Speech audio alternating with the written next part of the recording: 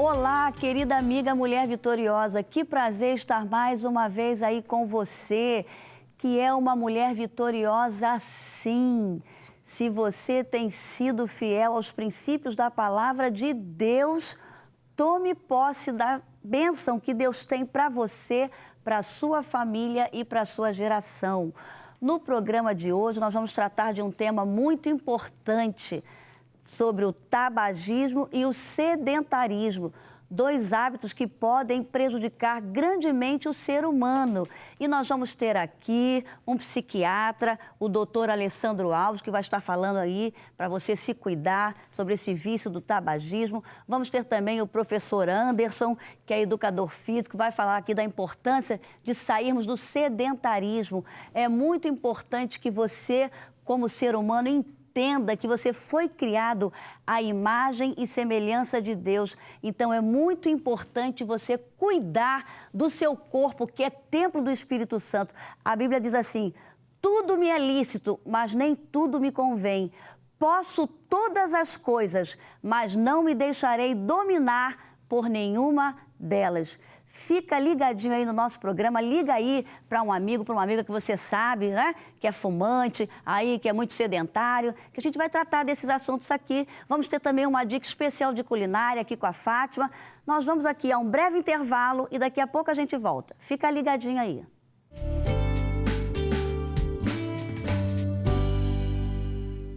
A Central Gospel, visando sua maior comodidade, coloca à sua disposição todo o material do pastor Silas Malafaia através da internet. www.editoracentralgospel.com.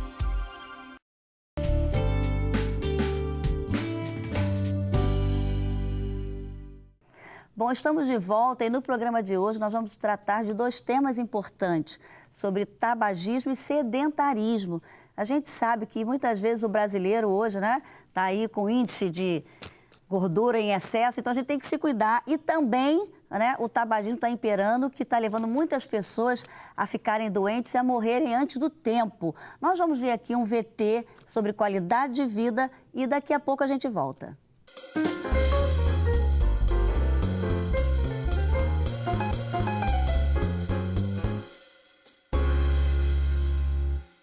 No nosso quadro Qualidade de Vida de hoje, eu estou aqui com o pastor Tiago Coelho, que está participando, né, de uma movimentação aí de um quadro sobre perda de peso que o portal verdadegospel.com está fazendo. Tudo bem, pastor? Tudo bem, graças a Deus. Eu quero saber como foi que começou essa iniciativa de perder peso. Conta um pouquinho da sua história, o que te levou, o que te motivou a entrar nessa campanha aí de perda de peso? Eu comecei, né, com a ideia, motivado até pelo meu pai, né, que é um pastor Silmar Coelho, que ele se cuida, corre, faz exercício, né, ninguém diz que ele tem 62 anos e tal. Então, assim, a partir disso sempre me motivou, né. Só que quando eu tomei realmente essa iniciativa, eu vi na televisão até um programa aí, né, que um cara muito conhecido do futebol perdeu peso. E aí, a partir disso, eu fiz na igreja, comecei na igreja dia 7 de janeiro desse ano de 2013, junto com um personal trainer que é membro da igreja que eu sou pastor. Ele falou: olha, Deus tocou no meu coração para eu ofertar na tua vida o meu trabalho. Quando eu fui para o Verdade Gospel, já com o quadro, né, que nasceu sobre peso, eu já tinha perdido 16 quilos mais ou menos, não, 15 quilos mais ou menos. E agora, após quase 3 meses, já perdeu quanto? Agora nós já perdemos quase 21 quilos. Então, assim, a gente está aí na correria, na luta. E o legal é que isso tudo mobilizou a igreja. Né? Até a matéria do Verdade Gospel fala sobre isso. Pastor luta contra a balança, mobiliza a igreja. Saiba como, está lá, né, no portal. Porque todo quilo perdido a igreja leva alimento não perecível, água, essas coisas que nós estamos ajudando a região serrana. Eu vejo sim o lado espiritual da coisa, eu estou orando por isso, eu estou pedindo a ajuda de Deus nisso, entendeu? Porque queira ou não queira, eu sei que isso é polêmico, mas crente não bebe, não fuma, mas come muito. Né? Muito refrigerante. Tudo quanto é culto, tem pizza, tem isso, tem aquilo, refrigerante, e queira ou não queira, isso eu reconheço isso, não estou falando isso para afrontar ninguém, mas para mim era um vício.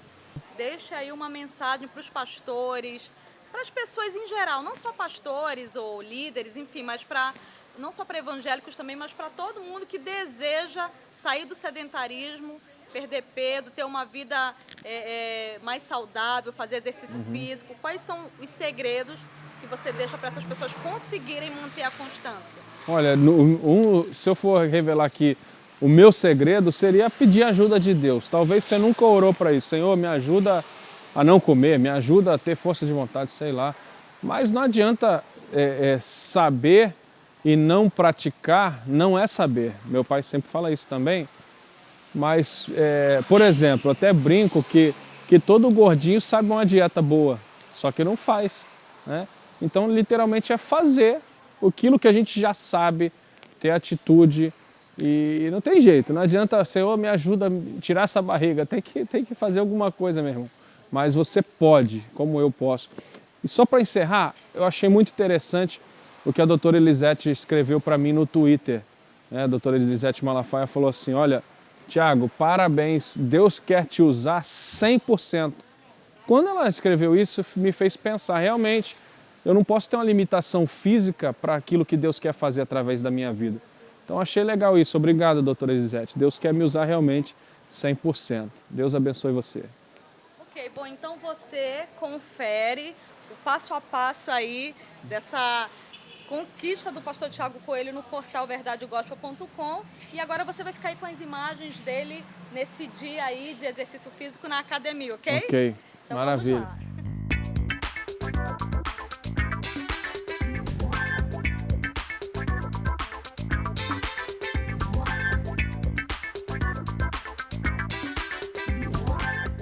Doutora Lígia, nós acabamos de ver aí o esforço do pastor Tiago Coelho em perder peso, né? Voltar a ter uma qualidade de vida, fazendo exercício, cuidando da alimentação. Qual é a sua orientação para as pessoas que são sedentárias e que decidem voltar a fazer exercício, voltar a ter uma vida mais ativa nessa área do cuidado com o corpo? Quais os cuidados que elas têm que tomar? O sedentarismo a gente vê em pesquisas de revistas britânicas falando sobre o sedentarismo, que entre 10 mortes, uma é causada pelo sedentarismo e que esse nível se equivale ao tabagismo. Então, realmente precisa haver uma atenção maior, né, na nossa vida, nossa qualidade de vida, não só em questão da obesidade, mas pensando numa saúde geral, né? Isso é muito importante, que tenha um acompanhamento médico, cardiológico, clínico, endocrinológico também, que é um especialista dessa área, e também um professor de educação física, um profissional dessa área, que é o que vai estar dando a direção correta, um personal, né, para as atividades. Por quê? Às vezes a gente quer fazer por nossa conta própria e a gente acaba causando lesões nos nossos corpos, como doenças articulares, nos joelhos, nos músculos, né, e dependendo da atividade que você vai fazer, até nos braços, ombros também. Então é preciso ter um cuidado, uma atividade orientada, não faça por conta própria. A prática de exercício físico de maneira constante, perseverante, é uma questão de qualidade de vida. Todo mundo que faz alguma atividade física sempre retorna e fala, como eu estou me sentindo melhor. Então não tem como ser diferente. Mesmo as pessoas que falam que não gostam de fazer exercício, quando elas começam fazendo exercício, mas sob orientação profissional, elas têm um retorno muito gratificante. Sempre voltam falando que estão se sentindo mais leve, estão se sentindo melhor, com melhor bem-estar, melhor na memória, melhor no humor, em tudo. Então, a orientação é essa, procure fazer uma atividade física, mas, se possível, não faça isso por conta própria, procure primeiro uma avaliação médica para ver se você tem condição de estar fazendo uma atividade, qual atividade, e procurar um profissional também da área de educação física, porque ele é que vai estar dando a direção em que tipo de exercício e como você deve fazer. E, com certeza, a qualidade de vida sua vai ser bem melhor. Bom, você acabou de assistir aí essa matéria falando sobre o sedentarismo, a importância de se praticar atividade física. Quantas pessoas hoje sedentárias, né, ficando doentes, morrendo antes do tempo. E eu estou aqui para falar sobre sedentarismo com o professor Anderson da Silveira, que é professor da Universidade Federal Rural do Rio de Janeiro. Ele é professor de Fisiologia e Nutrição Esportiva. Que prazer ter você aqui, Anderson, no nosso programa mais uma vez, né? Obrigado, mais uma vez eu agradeço o convite. espero estar podendo ajudar as pessoas em alguma dica no que diz respeito à atividade física. É verdade, né? E a gente sabe como é importante a atividade física. Eu queria começar fazendo uma pergunta a você. Como é que você pode classificar para a gente o que é uma pessoa sedentária, Anderson? E se pode levar à morte o sedentarismo? Bom, a gente costuma dizer que as pessoas que estão envolvidas, não estão envolvidas, né, no mínimo com qualquer tipo de atividade física, com duração de 60 minutos por semana, a gente pode classificar essa pessoa como extremamente sedentária, né? Outra dúvida que as pessoas têm bastante é, por exemplo, eu sou lavadeira, eu sou faxineira, atividades de cunho braçal. As pessoas costumam identificar isso como se fosse uma forma de atividade física, é verdade. Muitas pessoas pensam, eu não faço exercício, mas eu trabalho, eu subo escada e desço escada todo dia em casa, eu lavo roupa. Exatamente. E isso, em verdade, não classifica uma atividade física, porque ela não tem a intensidade necessária para promover alterações fisiológicas importantes. Então, é por isso que a gente costuma ver diversos indivíduos que são trabalhadores braçais, mas que apresentam problemas semelhantes aos indivíduos que são extremamente sedentários, exatamente porque essas atividades elas não conseguem promover essas modificações fisiológicas. E eu queria que você me falasse também quais são os prejuízos, então, que o sedentarismo pode causar no ser humano. Isso, uma dos principais problemas na atualidade é exatamente o avanço, né, da tecnologia está fazendo com que os indivíduos cada vez mais tenham uma vida mais ativa, né? Então a gente sabe que o sedentarismo, de uma maneira geral, ele induz principalmente a maior rapidez naquela perda de massa muscular que já acontece com o próprio envelhecimento. O indivíduo sedentário apresenta isso com maior intensidade. Outra coisa que está saindo muito na ciência, a gente já viu nos principais papers científicos, é exatamente que o indivíduo sedentário ele produz mais alguns elementos pró-inflamatórios, ou seja, que facilita esse processo inflamatório, e isso ajuda ainda mais essa degradação de massa muscular e a outros problemas associados a esse maior nível de elementos pró-inflamatórios na circulação. Então isso já é bastante comprovado na ciência, inclusive nos principais jornais científicos. Então, o sedentarismo ele é perigoso exatamente por isso. Então, qual é a melhor idade? Talvez tenham pais assistindo o programa, né? Para que se possa começar uma atividade física. Quem sabe aí tem pais de adolescentes, crianças. O que você pode dizer? Qual é a melhor faixa etária para se começar a ter uma atividade física? Bom, antigamente se costumava muito a achar que os indivíduos, quando crianças, eles deveriam praticar basicamente esportes, né? E eu também sou adepto dessa ideia. Eu acredito que quanto maior a vivência motora da criança, maior vai ser esse desenvolvimento, né, psicomotor de uma maneira geral. E quanto mais experiências motoras ela tiver, obviamente vai ser uma criança que vai ter uma habilidade muito maior do que aquelas crianças que não tiveram essa possibilidade. Mas de uma maneira geral, uma questão que as pessoas têm muito preconceito ainda é: ele pode frequentar a academia ou não pode? Qual a idade que isso pode? Porque muitas mães têm dúvidas. Será que o meu filho tem 12, 13, já pode começar a frequentar, a uma academia, fazer musculação? Será que tem algum problema? Eu sei que muita mãe, muito pai tem essa dúvida, né? Essa é a principal questão, né? E a gente vê que a gente tenta quebrar esse paradigma exatamente por isso. A gente sabe que qualquer idade é a idade para começar a treinar musculação, a treinar na academia. O que precisa mesmo é uma orientação específica para aquela população. Assim como nós temos as academias que trabalham especificamente com determinado grupo de pessoas, por exemplo, terceira idade, hoje que tem determinadas doenças, academias específicas para reabilitação cardíaca, também tem que ter um centro, deveria ter um centro ou um profissional especializado para o treinamento de indivíduos jovens e até mesmo crianças. Então isso que era o mais importante, mas o fato de treinar, a gente acredita que não tem interferência fisiológica, nem no crescimento, como se colocava antigamente, né? Muitos colocavam que, como as ginastas começaram muito cedo e atrapalhou no crescimento. A gente sabe que isso é mais uma característica de seleção para o esporte do que a própria atividade física. Então a gente sabe que o momento para começar independe da idade, né? Quanto mais cedo, melhor. E o treinamento da academia também não está relacionado à idade, sim à especialização dos profissionais que vão acompanhar aquele aluno, né? Isso é que é o mais importante. Agora, saindo um pouquinho, eu queria te perguntar, o uso do cigarro afeta a disposição física da pessoa? Sim, certamente. A gente sabe que o nosso desempenho físico está muito associado com a oferta de oxigênio, né? E como você tem essa utilização do cigarro, ele atrapalha exatamente esse carreamento do oxigênio. Então, durante a atividade física, você precisa de muito mais oxigênio do que quando você está em repouso.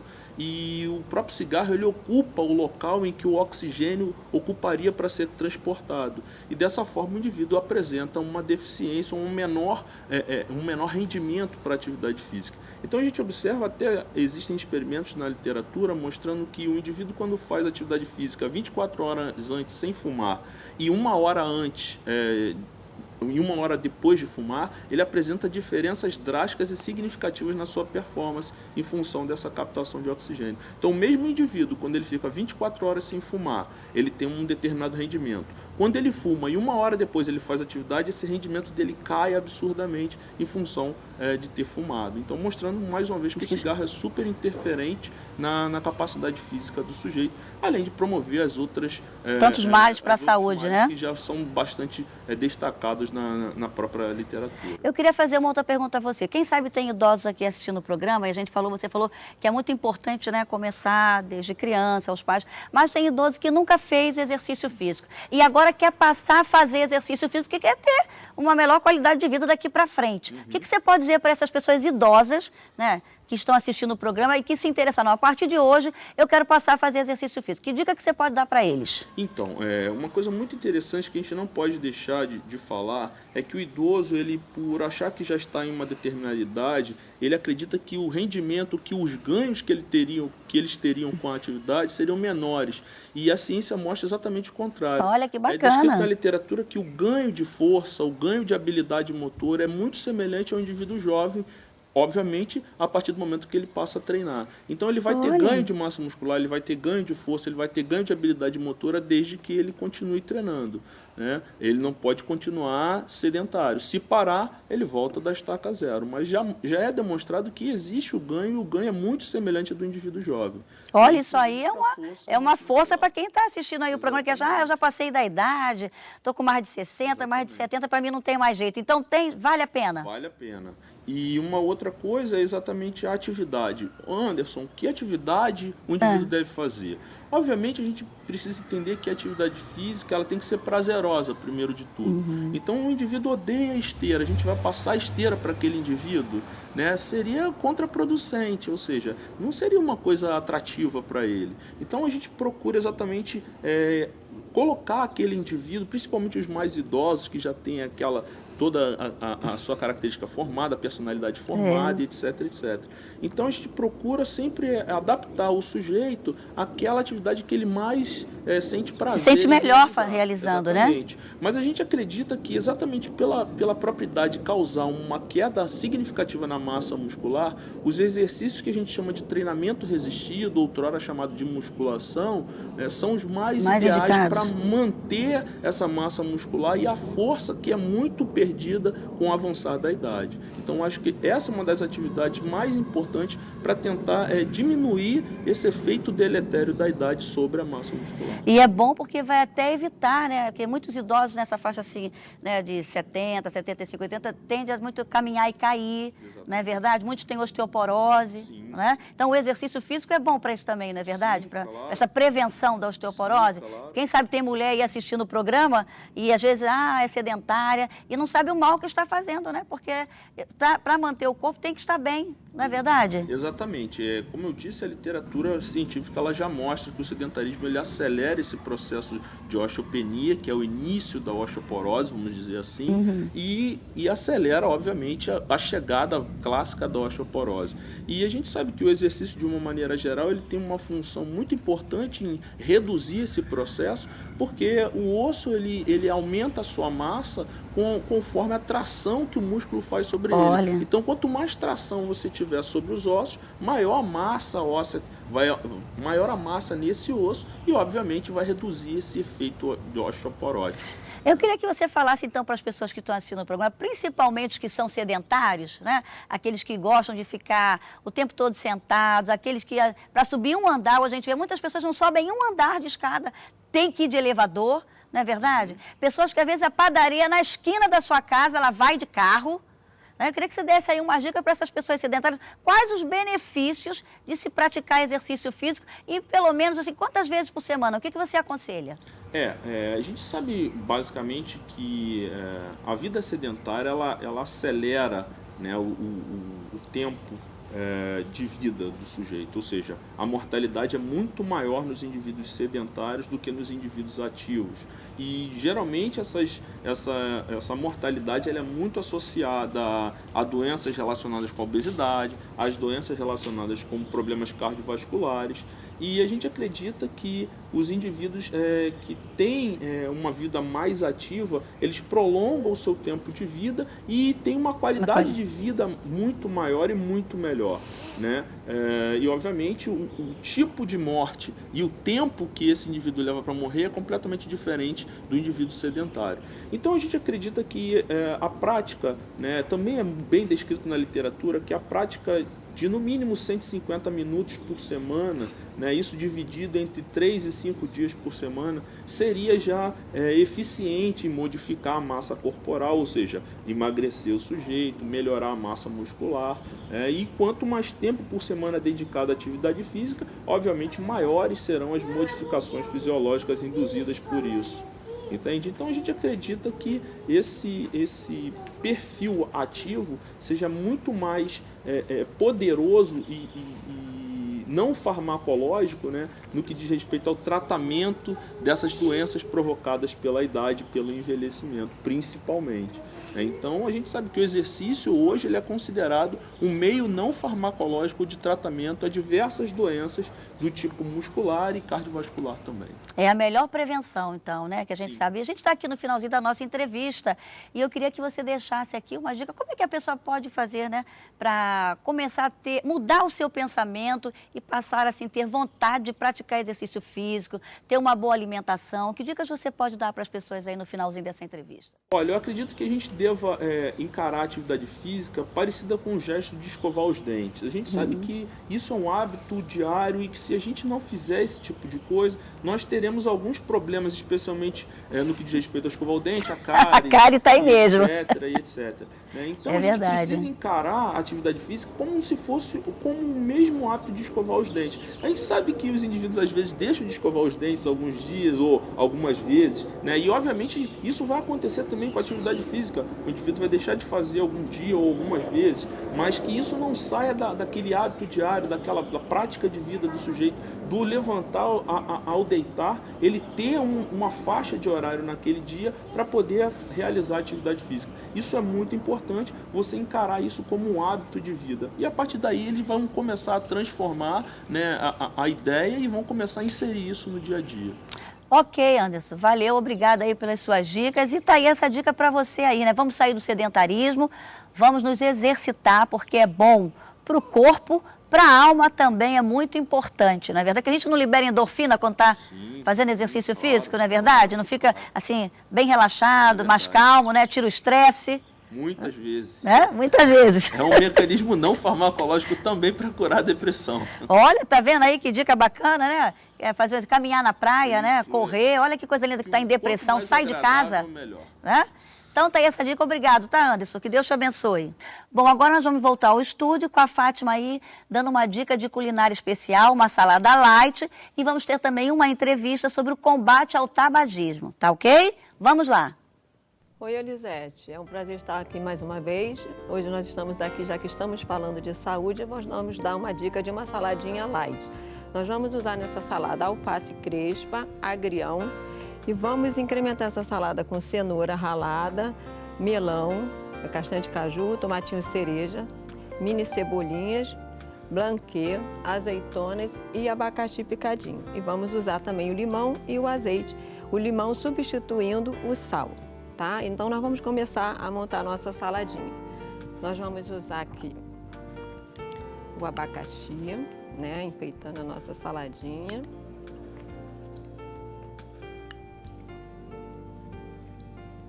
para dar um colorido. Vamos colocar umas azeitonas, né, para dar um qualidade melhor. O peito de peru, né, que fica bem saudável para dar um gostinho.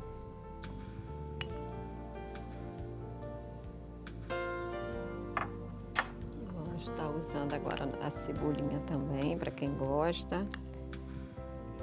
Dá um adocicado. Tomatinho cereja, que ele dá um colorido na salada para ficar bonitinha.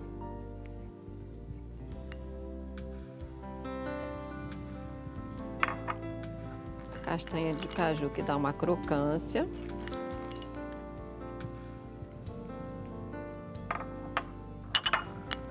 Melão, para ficar mais refrescante, junto com umas folhinhas de hortelã.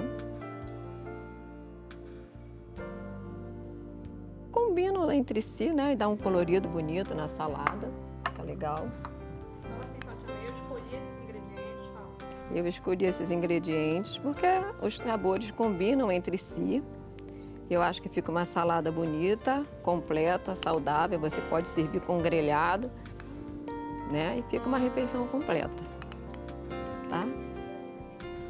Tem cenoura, tem melão, tem abacaxi, tomate. Aí a gente vai, eu substituo o sal pelo limão, então eu gosto de espremer assim na hora, tá? E a gente rega com azeite. Tá? E tá aí, uma dica de uma salada saudável, já que nós estamos falando de saúde, essa é a minha dica para hoje, tá, Elisete? Que dica aí bonita e gostosa, que salada muito bonita e saudável, é verdade. A gente está falando de sedentarismo, né, de se exercitar e de se alimentar bem, então você deu uma grande dica aí de uma salada especial, fácil de fazer, né? Ninguém tem desculpa de se alimentar bem, porque com uma salada dessa, como você disse, acompanha um grelhado aí e fica, né, uma alimentação saudável. Completa. Né? Obrigada aí, Fátima, que Deus te abençoe. Amém, muito obrigada.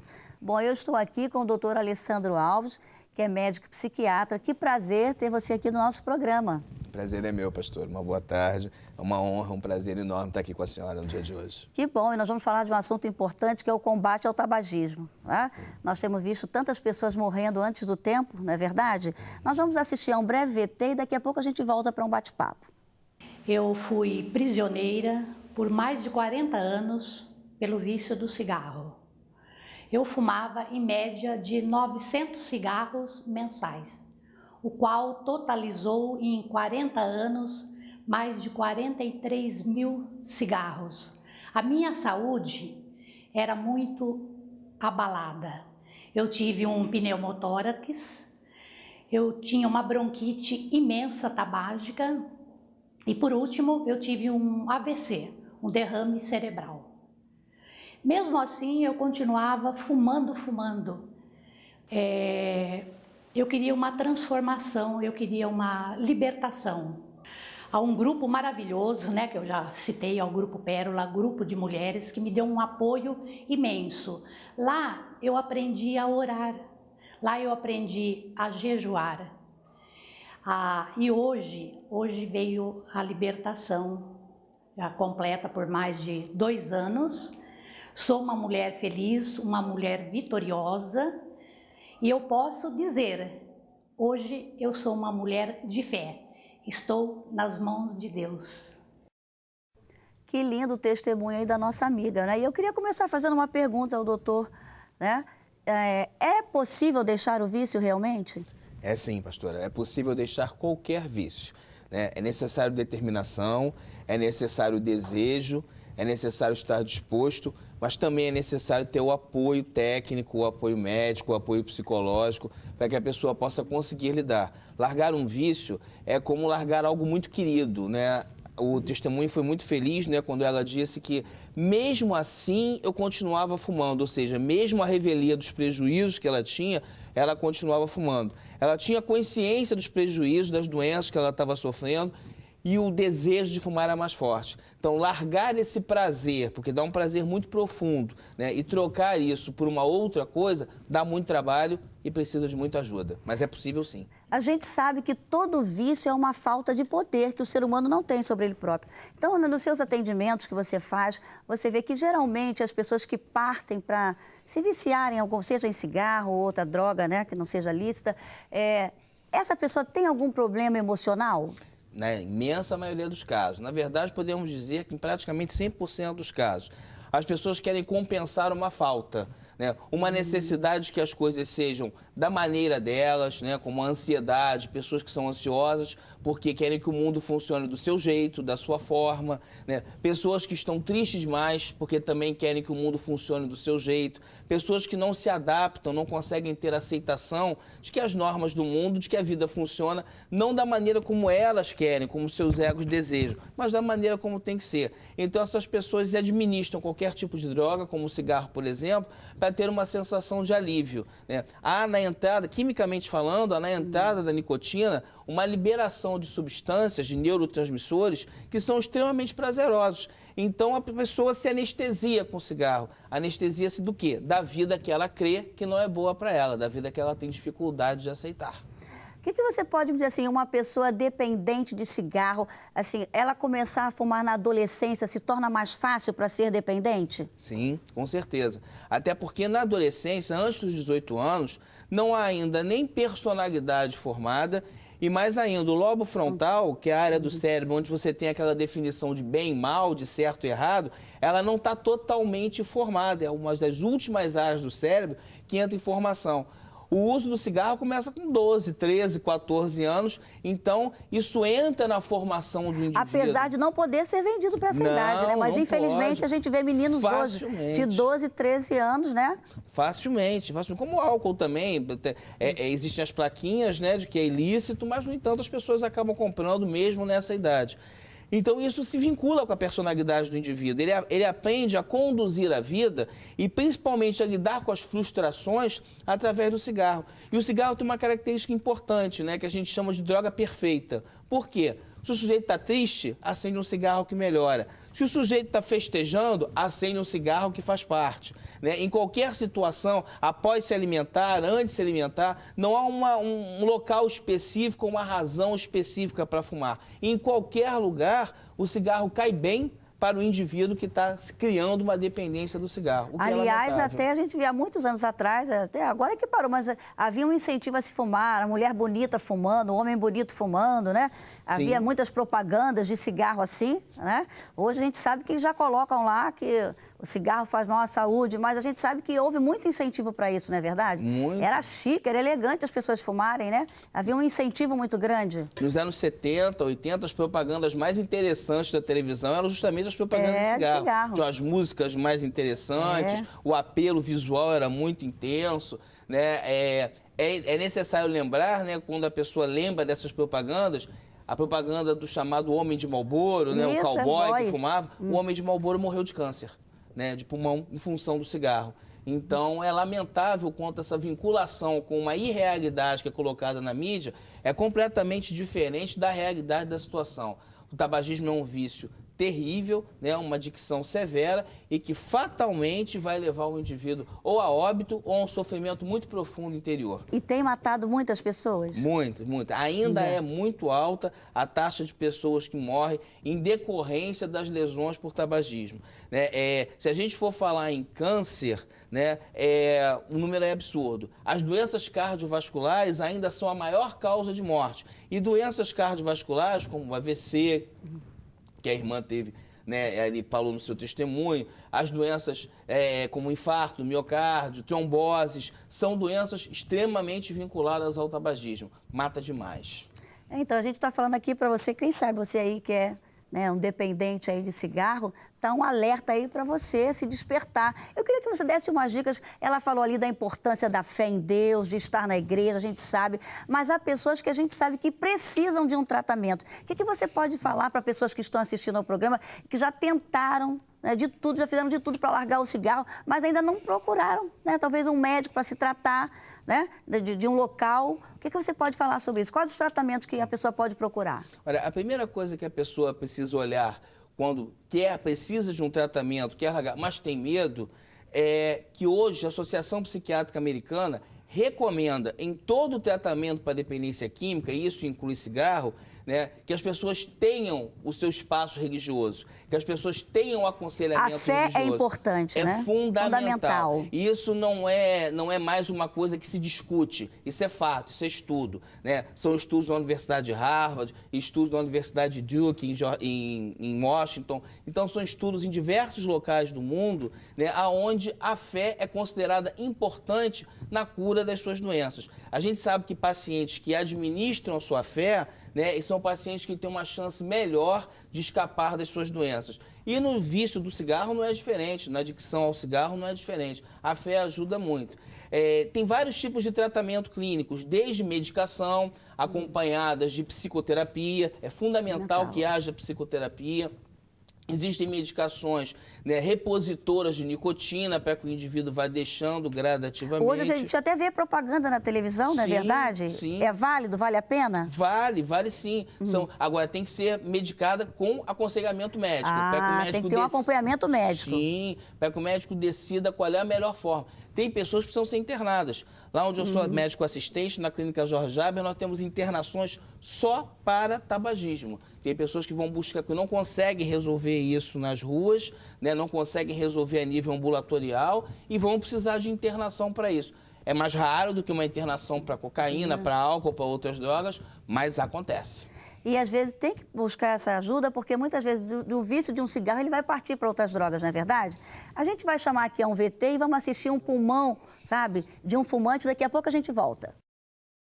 Em uma exposição sobre o corpo humano, foi possível ver o mal que o cigarro causa aos pulmões. Então, aqui a gente vê um pulmão de um fumante, né? O pulmão de um fumante, você vê que ele é bem escuro justamente porque, né, o cigarro tem aquelas mais de 4.700 substâncias tóxicas aí, né? E além disso, a influência que a gente sofre do local onde a gente vive também, da poluição, né? Aí você vê que o pulmão ele fica bem escuro mesmo. Aí naquele outro pulmão ali, você já consegue ver um pulmão um pouquinho mais claro, né? Com relação àquele, mas você também vê que ele está um pouco escuro. Por que ele está escuro assim? É justamente o que eu havia falado antes, a influência que a gente vem sofrendo com relação à poluição e às vezes até uma pessoa que é fumante passiva, que o fumante passivo, ele também absorve mais de 50 substâncias aí que podem ser cancerígenas, né? E outra coisa, são tóxicas, né? E outra coisa, aquele pulmão que você vê mais rosado, aquele pulmão mais bonitão, é característico de quem vive no campo, né? Que é um local que a poluição é bem menor em relação a isso. E aqui no meio a gente vê o incentivo da pessoa a se desligar do cigarro, justamente porque pode vir a causar uma série de outras patologias. Bom, você assistiu esse vídeo interessante, né, doutor? O que você pode falar sobre aí esse fumante passivo, né? Que às vezes não se dá conta, vive com alguém que é fumante. Eu mesmo tive a minha tia, viveu com meu tio que foi fumante inveterado por muitos anos e ela depois ficou doente do pulmão, porque era uma fumante passiva que vivia com ele, né? E ela acabou adoecendo, teve que se tratar. O que você pode falar sobre isso? Hoje a gente tem exatamente essa consciência, né? Que a pessoa que está ao lado, que convive ao lado do fumante, ela está absorvendo quase tantas substâncias tóxicas quanto o próprio fumante que ingere.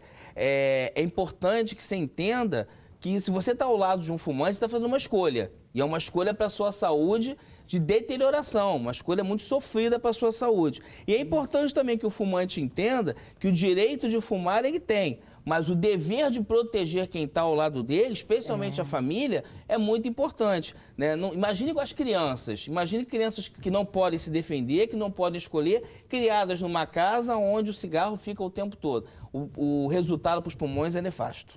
E o que você pode falar para talvez grávidas que estejam assistindo o programa e que fazem uso do cigarro? A parte mais final, né, da formação do feto, a última parte da formação do feto é o pulmão. né? Então imagine o tamanho o tamanho do prejuízo dessas substâncias químicas no pulmão do feto, né? A chance de aborto é muito grande. Além do aborto, há a chance de doenças alérgicas, como asma, rinite. Essa criança tem a possibilidade de desenvolver uma maior quantidade de alergias do que filhos de não fumantes. Então vai estar sempre provocando prejuízo no seu filho.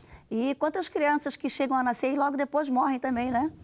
Sem dúvida, sem dúvida. Acabam não tendo capacidade pulmonar, capacidade respiratória para sobreviver depois de nascituras. É interessante que a gente vê nas carteiras de cigarros, não é verdade? Aqueles avisos, e mesmo assim, como você falou, a pessoa está tão dependente que com tudo isso ela ainda vai lá e compra aquele cigarro, não é verdade? É verdade. Chama-se reforço negativo isso. Você mostra para a pessoa o prejuízo que a sua droga pode causar.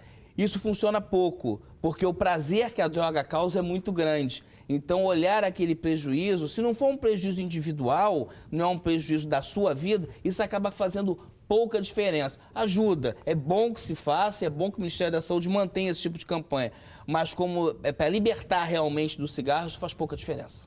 A gente sabe que o cigarro é uma porta de entrada para outras drogas. O que você pode falar sobre isso? Normalmente, né, se começa a fumar na tenridade, com 12 anos, 13, 10 às vezes, e o ato de fumar já é um ato de transgredir. Já começa com roubar um cigarro da carteira de cigarros do pai, né, fumar escondido. Dificilmente esse ato é estimulado pela família, apesar de ter pais, avós fumantes, muito dificilmente é estimulado. Então já começa com uma transgressão. E essa transgressão facilita outras, né? Uma coisa vai puxando a outra. Uma dificuldade em seguir regras puxa a outra liberalidade. E o sujeito, para sair do cigarro, para começar com álcool, para começar com a maconha, com a cocaína, e aí engrena nas outras drogas. A imensa maioria dos dependentes químicos de cocaína, crack, drogas mais pesadas, né, quando a gente vai investigar a sua história, tem experiências na adolescência ou na pré-adolescência com o cigarro. Dificilmente não acontece. É como você falou, né? Porque na adolescência ele não sabe fazer esse discernimento entre o certo e o errado, né? Então, muito cuidado, você aí que é pai de adolescente. Eu acho que o exemplo dentro da família, se os pais não querem que os seus filhos fumem, eles também têm que evitar, não é verdade? Você pode educar pela palavra, mas arrastar pelo seu exemplo. O que você diz para o seu filho é muito importante, mas o que seu filho vê você fazendo é fundamental. Né? Então é mais importante mudar hábitos de vida do que tentar exigir que o filho mude. Não cabe mais aquela velha máxima do tempo da minha avó: faço o que eu digo, não faço o que eu faço. É preciso fazer aquilo que você gostaria que seu filho fizesse. Isso sim é a forma de construir, né, um jovem saudável e um futuro adulto saudável. E o que você pode dizer para essas pessoas que estão assistindo o programa que, além de não gostarem de fazer exercício físico, ainda fumam? Qual é o diagnóstico que você pode dar para elas? Essas pessoas estão num momento lamentável de suas vidas. Estão deixando de cuidar do corpo, que é uma parte muito importante, né? É um presente, o corpo é um presente de Deus nas nossas vidas, né? Esses indivíduos, quando assim fazem, eles resolvem fazer o que a gente chama de gratificação imediata, ou seja, eles querem comer tudo aquilo que lhes dá vontade, fumar aquilo que lhes dá prazer, então eles só querem o prazer imediato. O que a gente sugere a essas pessoas é que procurem pensar na gratificação adiada, ou seja, como será a sua velhice?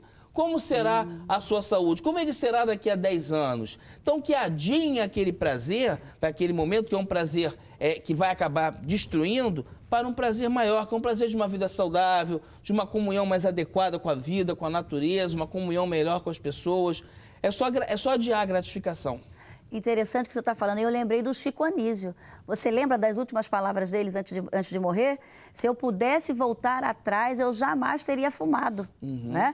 Porque ele, no final da sua vida, ele viveu momentos terríveis. Ele sofreu muito, não foi? Sim. Com problemas respiratórios, não é verdade? E eu queria que você deixasse uma dica aí para as pessoas que estão assistindo o programa, que são fumantes ou que têm parentes que fumam. O que você pode aconselhar para essas pessoas? Que essas pessoas busquem ajuda. Que busquem ajuda em todos os espaços possíveis. que não tenham vergonha de buscar ajuda, de buscar aconselhamento espiritual. É porque você falou uma coisa interessante, porque as pessoas que são fumantes, muitos têm vergonha de admitir que eles são dependentes, que eles são viciados. Eles não se acham viciados, não é verdade? Cigarro não vicia ninguém, não. Cigarro não tem problema. Isso só chama-se drogas negação. ilícitas que são, né, que trazem. É verdade. Então tem que dar esse alerta mesmo. É verdade, isso chama-se negação. E é uma característica importante da dependência, o sujeito querer minimizar a sua relação com a droga e achar que ela não vai lhe causar problema. Cigarro mata, cigarro causa uma dependência severa, tão severa como qualquer outra droga, né? E busque ajuda, é necessário buscar ajuda. Busque apoio médico, busque assistência psicológica. Existem profissionais especializados em dependência química e esses profissionais sabem como conduzir a sua dependência ao tabaco, a sua dependência à nicotina. Busque aconselhamento, busque apoio de amigos, de grupos de amigos que sejam amigos sérios e sábios. Busque aconselhamento espiritual, enfim, busque apoio em quem quer te ver feliz. Que bom. Você aconselha o NA? Aconselho para as pessoas vinculadas a drogas ilícitas e a álcool, o NA é interessante. Para tabagistas, existem grupos próprios para tabagistas. Existem grupos como os tabagistas anônimos ou fumantes anônimos, que são grupos nos moldes de 12 passos, né? Mesmo molde do AA e do NA, e que são muito bons para que as pessoas comecem a perceber a sua dificuldade com o cigarro e, a partir daí, começar um processo de parar. Funcionam. Todos esses grupos vinculados a 12 Passos funcionam muito bem. Nós temos excelentes experiências com pessoas que se vinculam a esses grupos e alcançam sua abstinência. Que bom. Muito obrigada aqui pela sua presença, por esses esclarecimentos tão importantes, tá?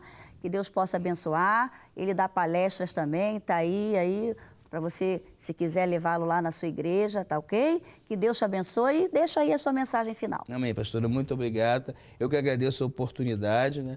Que bom que a gente pode, nesse momento aqui, levar um bocado de saúde para as pessoas. Que as pessoas tenham suas mentes abertas, né? E que possam proporcionar saúde para as suas vidas. Muita paz. Ok, nós vamos chamar um quadro de artesanato, daqui a pouco a gente volta. Meu nome é Vitória Quintal e eu tenho já feito aí tricô e artesanato há mais ou menos 8 anos. Hoje, pastor Elisete, eu vou ensinar aqui como que nós fazemos um cachecol bem simples. Qual é o material que eu vou precisar? Eu preciso de um fio de lã de uma cor lisa e preciso de um fio mesclado, porque o cachecol ele vai ser feito em 2 partes, um mescla e um liso. E vou precisar também de uma agulha de tricô, a número 6. Quando nós vamos colocar os pontos na agulha, eu venho aqui, eu pego o meu fio e eu preciso colocar somente 18 pontos. Como que eu sei qual é o tamanho certo do fio que eu vou deixar para colocar esses 18 pontos? Tem um truque aí.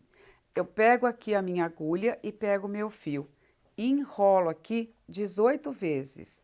1, 2, 3, 4, 5, 6, 7, 8, 9, 10, 11, 12, 13, 14, 15, 16, 17 e 18. Essas 18 vezes vai dar esse tamanho. Esse é o tamanho ideal que eu vou precisar para colocarmos 18 pontos na nossa agulha. Eu pego esta parte menor e coloco aqui no meu dedo polegar e o maior no meu dedo indicador. E venho aqui com as 2 agulhas juntas e vou colocar os meus pontos.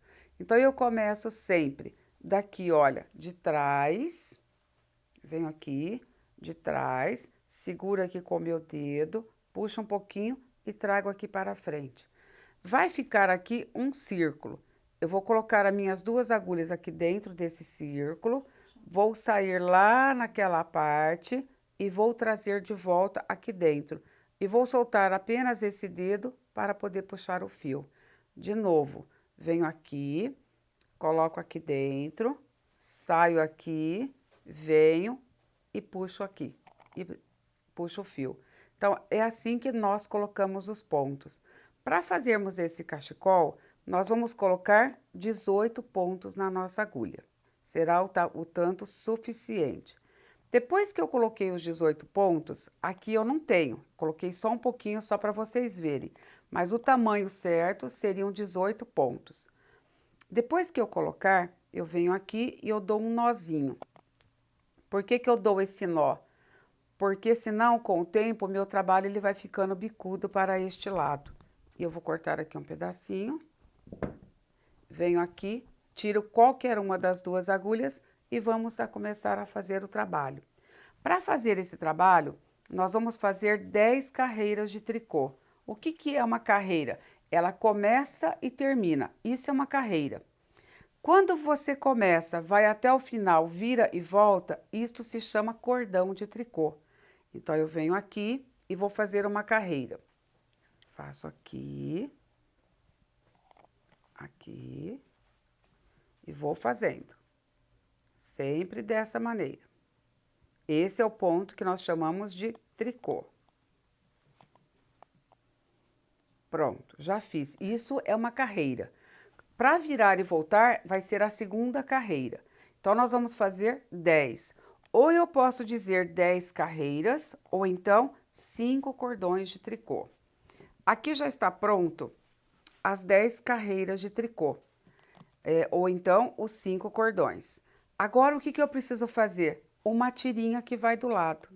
Então, eu venho aqui e eu vou aumentar 8 pontos para este lado. Como que eu faço para aumentar? Eu venho aqui, eu pego o meu primeiro ponto e tiro aqui, olha, da agulha, viro e coloco ele de volta.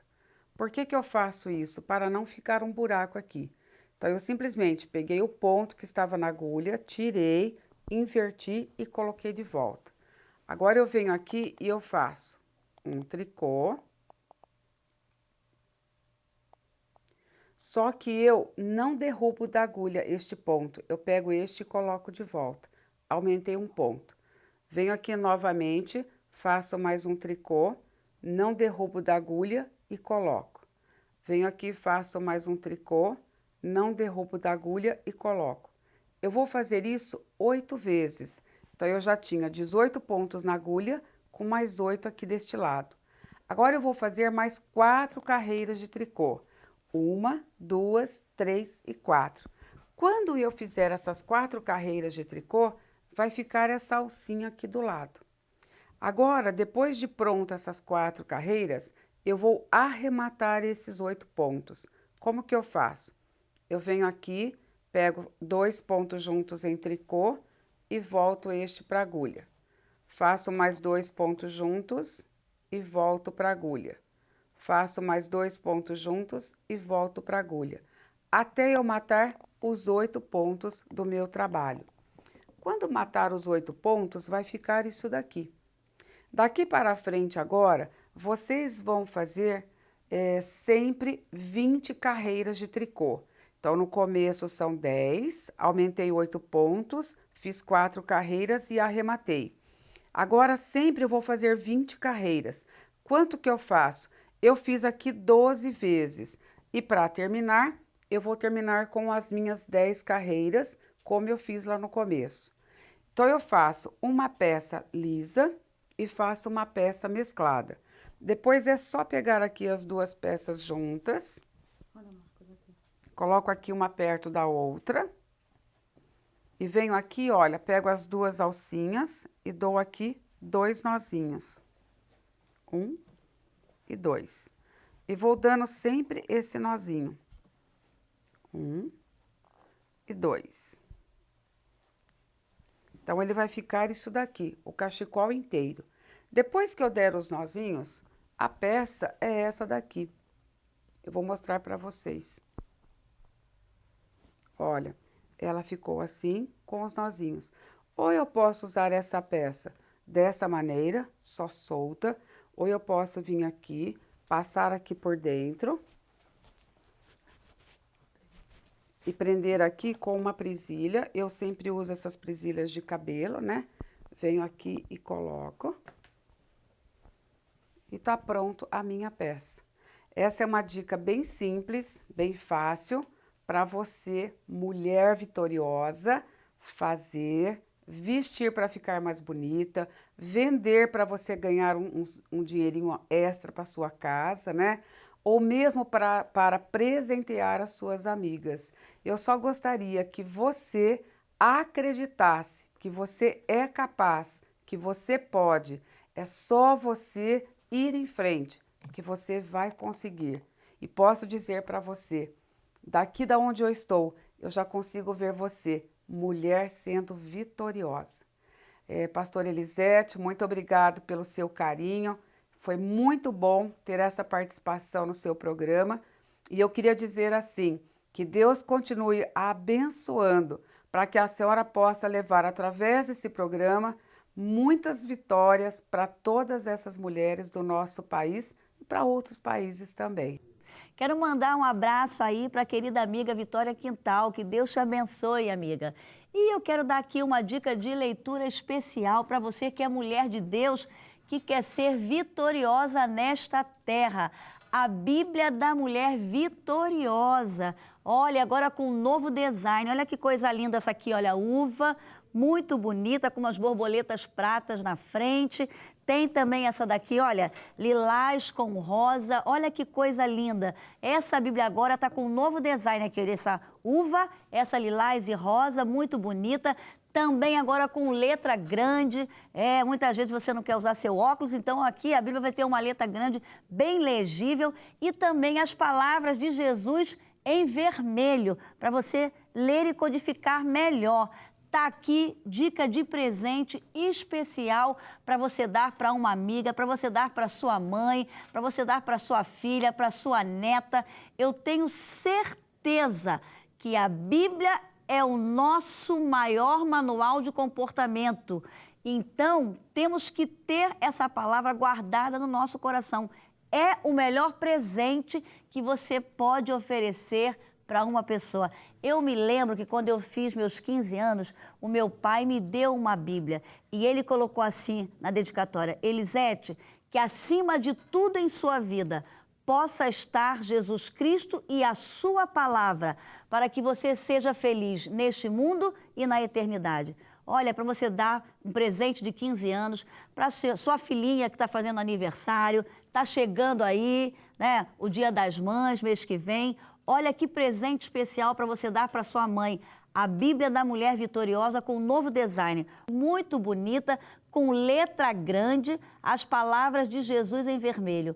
Eu tenho certeza que é um presente que vai marcar a história da vida da pessoa para quem você oferecer. Liga agora aí para o nosso call center e você vai poder adquirir essa Bíblia ao preço de R$ 79,90. Pode ligar agora para o nosso call center 0 operadora 21 21 87 7000. 0 operadora 21 21 87 7000. Essa é a minha dica de leitura aqui, a palavra de Deus, que vai fazer você crescer em todas as áreas, na área espiritual, na área emocional, na área física e na área material. E no final dessa Bíblia, você vai ter conselhos, segredos para o seu viver diário. Lá eu coloquei várias dicas para você ser uma mulher vitoriosa e bem-sucedida nesta terra. Estamos no finalzinho do programa. O desejo do meu coração é que Deus abençoe sua vida, sua família e sua geração até a volta dele. Um grande abraço, que Deus te abençoe e até o próximo programa. E fica aí com a Êxtala cantando uma canção especial para você. Em cada canto dessa terra eu posso ouvir um novo brado de louvor. É o meu Brasil verde e amarelo declarando que Jesus é o Senhor. Um Brasil que não nega as raízes, mas não se conforma com a maldição que viveu num passado sofrido e suado de medo e dor. Um Brasil de sorrisos e lágrimas, abre os braços pro mundo inteiro entrar. Jesus, o Brasil quer te adorar.